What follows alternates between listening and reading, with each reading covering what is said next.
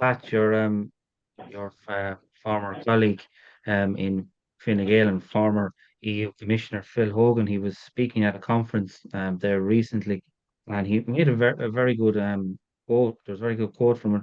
Farmers must be given confidence in the future of their business. One way of achieving this will be to put agricultural co-ops at the heart of uh, these development processes. So, what would you think of that? Do you think that could be a way that could assist farmers? So, just for our listeners out there, could you just explain briefly what a co-op is?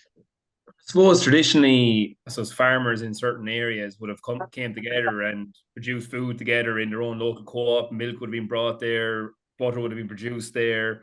Everything like this going back to the 50s and 60s, they were hugely successful. And I suppose in time as farming became very successful, these started to merge and become bigger entities and became public and lost the kind of maybe all the farmers still had shares in them, but they became completely different to maybe what they were originally as they grew.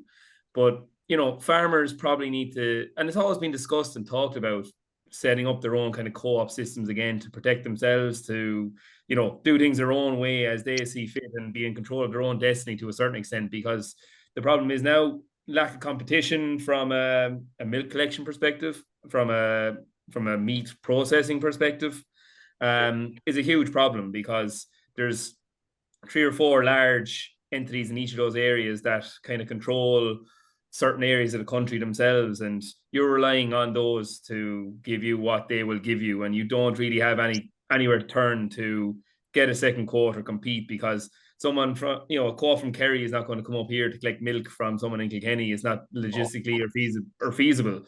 So the guys in this part of the world are reliant on Glanbia and their milk price, and same down in Munster with Kerrygold, etc. So back in the day, they were more localized.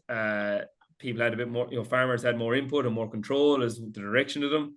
And it wouldn't be a bad thing again. And always been talked about loosely in passing as well is environmental stuff, like, even community energy projects, whether it be solar or wind, that farmers could, anaerobic digestion is a big thing farmers could work with, power even their own villages, let's say, with Yeah, the with absolutely. the with the waste that they produce on the farm. All this is doable and it's done across Europe, but something we're kind of, I suppose, more so farmers are talking about, and there's plenty of technology there. But I suppose government wise, legislation wise, we're way off the mark, and we're not within 10 years of probably being able to do it.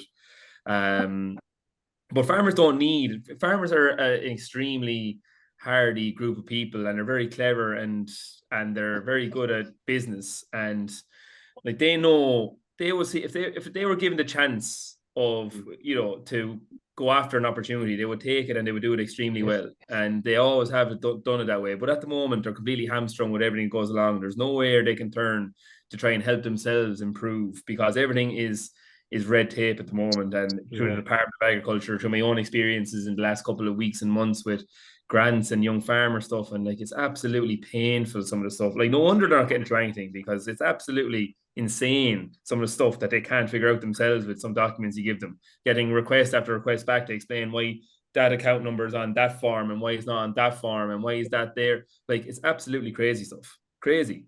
It's like, where are they finding these people who are reviewing these documents? Like, why is it so difficult? Like, I can make sense of it myself.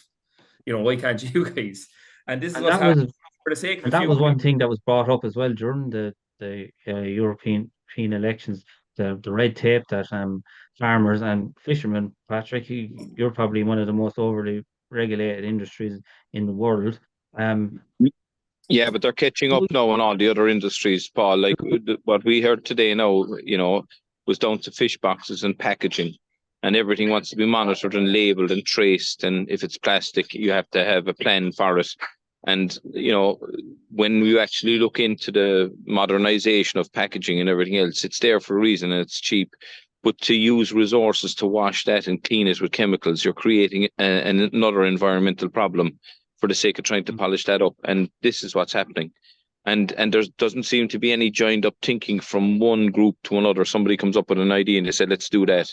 And nobody else is calling a halt. This is what's happening. Over-regulation. There are more people now inside in offices telling people like Pat and people that are working just like he said than there is in the farm. That's the problem. There's more money now going into the regularization rather than into the food production.